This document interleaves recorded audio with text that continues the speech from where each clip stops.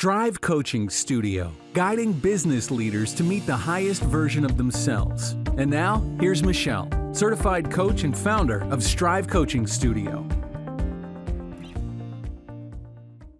Hello and welcome, everyone. I'm very excited to be here today to finally talk to you all in podcast style from the new studio. Thanks to many of my loyal followers out there, truly from the bottom of my heart. And thank you to my new future followers as well. I'm so happy you're listening, and I'm looking forward to sharing time together for a very, very long time in the future. So I've had many questions surrounding the Strive Coaching Studio start. What is it? Who am I? Why am I doing this? What was I doing before? Why did I decide to change? So I thought I'd answer some of those questions today while also using it as a perfect opportunity to focus on a great topic, what it means and what it takes to make changes and new decisions in life. And hey, I found these tips can be easily applied to so many things in life, personal relationships, as well as to professional goals or direction changes of any size. Apply them as you see fit for you. I'll open by telling you that I recently left my company after having founded it over 13 years ago. The company started from practically nothing in the middle of the recession in 2007 with just 2 total employees, myself and one other person. There were downs and there were ups, and there were more downs and ups, for sure. But regardless, over those years, we grew, we were successful, we were profitable.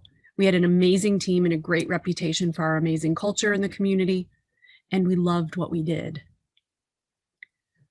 Within a short time, my husband became an integral part of the company as well, and we grew the company to over 50 employees with annual revenues of over $85 million. We decided to evaluate our long-term goals to grow the company to the point we were capable.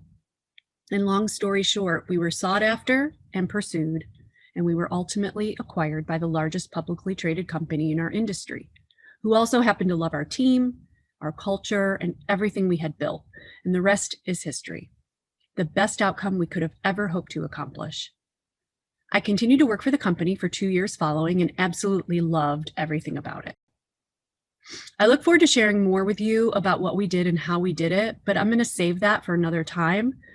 Like many of you, I've made many big decisions and changes in my life, and the successful ones were not made quickly or rashly. The successful ones didn't come from a place of urgency or need. None of them were without extensive thought and consideration of all the possibilities, weighing them fairly, and of the needs of myself and the others involved, as well as the planning that's necessary to do it properly. And this big decision was no different. So here's why. Because important point number 1 is that the best decisions we'll ever make will be the ones that we make from thoughtfulness, from taking our time, and from care for ourselves and for the others involved. If we feel the need to run from something, run toward something, or escape a situation based on how we feel or think we will feel differently, we're fooling ourselves, likely telling lies to ourselves, and that will always catch up with us. Situations, people, jobs, and meetings don't cause our emotions. Our thoughts about them do. This means that when we run from this or to that our emotions will go with us too. So make your decisions slowly. Use your power to adjust your thoughts and emotions first. And once you have them in check, then make choices and decisions from there. Now, having said that, there's no need to pain yourself over them either.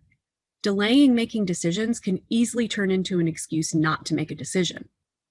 Ask yourself why you aren't making it and answer that honestly. You know that saying, no decision is a decision. So don't fool yourself. Give yourself a deadline for when you're willing to make it, honor the deadline, and then act on it and carry it out. Put it on your calendar if you must. Even if you're choosing not to make it until much later, log it, move on, and don't revisit it again until that time. All of my most successful decisions came from my priorities, my truth, my authentic quest for growth, learning, improving, and evolving. I take the time to know what I want to accomplish and why. Creating goals and plans to pursue and fulfill those goals. I've done it since I was a child, for as long as I can remember. It's a gift I give myself. It creates a connection between my heart and my brain. When I take the time for this, it feels like a spark and a fire inside of me that won't and just can't be extinguished. When I'm not in touch with that, I lose focus and inspiration for my path. So point number 2 for you is this: get back in touch with that part of you. Have you paid attention to that part of you in a while? Listen to yourself. Ask yourself hard questions. What is your idea? What is your goal? Why do you want it? Do you like your answers? Do you tell yourself that you can, or do you talk yourself out of it with all the reasons that you can't? And why? Do you like your reasons? Your lovely brain will work, and it wants to go to work for you toward your goal, your dream, and your brilliant ideas. So point it in the right direction and let it go to work for you. Listen to what you know in yourself to be true and right for you. Ask yourself this question: if you knew that either answer would be right and you could be happy with either decision, which one would you choose? That's how you know. When my husband and I made the decision to grow, I knew then, we both did, that change was required. We couldn't become what we had never been without thinking things we had never thought. We couldn't be bigger without creating bigger, without processes and systems that were bigger, without supporting it all in a bigger way, without changing bigger, and without failing bigger to get there. Throwing away an old, outdated process, old ways of doing things, or old beliefs to get it done is a necessary part of the growth. So point 3 is this: become what it takes to be the future self you want to be. Be willing to change for it. Be willing to let go of what no longer serves you toward your future path. You can appreciate it, honor it, be grateful for all it brought you, and still say goodbye to it. That's what it takes to evolve. At that time, I knew that I was ready to grow myself in some way, but hadn't defined it exactly. I just knew that I had a passion to take on new things than the job that I had been doing for much of my adult professional life, which was running and overseeing the operations of the company. In the years that it took for us to work toward our goals, my instinct was to develop and build the strongest team I could. I developed great managers, great training, operational improvements from a team effort, culture building, effective communication, and true skill development of each person I touched in an effort to build them toward whomever they wanted to become. I helped them overcome their obstacles, meet their goals, and improve in the areas that challenged them. It became and will always be one of the most rewarding times of my life. So number 4, plan for the future. Recognize who needs you and what they need from you. Give both them and yourself the gifts that you have to offer. Caring for the others involved through the decision-making process helps clarify the decision-making itself and works toward either decision that you make. So either I would have had an amazingly talented staff that I continued to lead, or I would have an amazingly talented staff that takes over for me following my departure. Neither decision is wrong and nobody can lose either way. Once I knew it was time, I had already thought long and hard about it and saw it all moving in that direction. All the pieces were just lining right up. I had evaluated it really carefully. I was very clear. I processed the emotions of the idea to test myself. Like, how will I feel when they're making big decisions without me? How will it feel to see them succeeding without me in charge? And on and on and on. And in most of those scenarios, I felt nothing but pride. Knowing that I had done so much, knowing I had such fantastic people who brought so much to what they do and love each day gave me such a peace and a calm. That all that preparation allowed for it to become a reality. So this is point number 5. Imagine yourself making the decision. Feel the way you will feel, and then begin experiencing what it will be like in advance. Take that time and the space to allow for the adjustment of the changes you're considering. I mean, really honor it, and it's okay to grieve and be sad about that past because it deserves that. Nothing wrong with that. So my decision-making process had always been a frequently discussed topic with my husband, and he's also my business partner. He's extremely logical and brings so much value to our company and our partnership, so I always listen to his feedback. It's so great. He always brings up excellent points that I had not even thought about. I do weigh them very carefully, and he always has our best interests in mind. So I consider it really very seriously. I value his opinion as my husband, and I value his opinion as my business partner. So I listen, I consider. I've actually adjusted my thoughts as a result of that. And when I knew it was time to make the change and make the decision, he supported the decision fully because he is definitely one of my best fans. So number 6 is to trust. It's okay to listen when others who care about you and know you have opinions and feedback, and it's okay to be open to hearing them and considering them. I have a handful of my best go-to supporters who I will tell what I'm planning, and I know they're going to give me the real deal back and ask me the hard questions to challenge me and still support me. It's okay to allow them to shape your ideas and influence your thoughts. They know you and they love you, and they just want to help you be your best. And a word of caution, sometimes some people with opinions may also have a vested interest in having you not change, particularly if they can see how it will impact them, or if it will change them, or your dynamic or your relationship. So certainly weigh that as well when you're listening.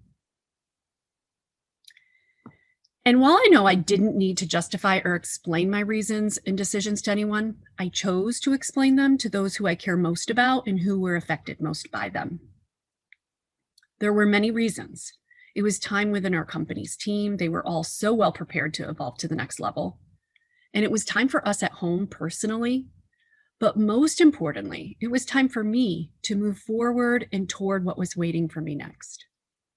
So point number 7 is choose to make your decisions, because we all get to make choices each and every day about what we want to choose for our lives, our paths, and our involvement to the next level. Time is our most valuable commodity. And my hope for all of us is to spend it pursuing and creating whatever life it is that we want to have. Most people, though, will be very confused by your decisions. Why, when you're happy, nothing is wrong, and things are going great, would you change it? Why would you end it? Why would you walk away from great things like salary and people and benefits and stocks and pensions and whatever it is that's so wonderful? What would make you make such a crazy or risky or confusing decision? Was the reason true? Maybe there's more to the story that you're not sharing. All of those thoughts will bounce around, and that is okay, because none of those things need to be the case. In fact, leaving and ending and changing anything from a place of confidence, from strength, calmly, with thoughtfulness and respect and care, just honors it and each of the people involved in it. My love for that company and the people within it is strong or stronger now than it has ever been. It's complete and it's whole, and I can make that decision to leave from the best possible place. So number 8, when we decide from a place of respect, we honor all that it was and all that it can still be without regret. We get to take that with us to our next place, into the involvement of ourselves into the next thing. It's so nice to know that we can bring those emotions into it with us, because anyone who knows what it's like to change or forge a new path knows that it isn't easy, and you're going to need all of those positive emotions available to you. So in summary, when making big decisions or changes, number 1, don't be afraid to make them, but don't rush and don't run. Urgency, need, and emotions are never a reason to make a decision. Number 2, listen to yourself. Ask the hard questions, answer honestly, and like your reasons. Don't make up reasons to justify your decisions in your own mind. Own them as yours, in line with your values and your priorities, so you'll be proud of them. Your litmus test: if either choice will make you happy, which one would you choose? Number 3, be willing to change to grow. You can't get somewhere you've never been driving on the same roads you've always driven. I do love driving and map analogies. They come in handy. Number 4, plan for the care for the others involved through the decision-making process. This serves both the decision-making and the ultimate decision in the end, either way, so you can't go wrong. Give it your best and show up with all that you have to offer. Number 5, imagine it ahead of time and give it proper space. Change brings many experiences with it, and that is okay. The more you mentally take yourself there ahead of time, the more clarity you can have. And number 6, it's okay to listen to other opinions and allow them to shape your decisions. Number 7, choose the life you want because you want it. That's the only reason you need, and it requires no explanation, defense, or justification to anyone else. Choose it because you can. We all can. And lastly, number 8, decision making that comes from your best self means you get to bring your best self with you, and it honors the past and the relationships you had in it. It prevents regrets. It also paves the way of the future paths ahead for you, whichever path you choose and whichever decision you make. So give yourself the gift of imagining the life you want and pursuing your goals. Whether you're deciding whether to take a new position, make a big move, buy something new, take a big risk, or change or end something you love, whatever it may be, find it in you and begin this process to see. Now my days include making my family a big priority through these COVID times, and for the next 2 years before both our boys are gone to college. I also get to renew my relationship with my husband by mostly being a marital partnership as a priority versus our business partnership being a major focus. I also get to pursue my true desire and passion, and that is supporting and helping others see their greatest potential, helping you figure out for yourself what your best path can be and when the best time is to pursue it.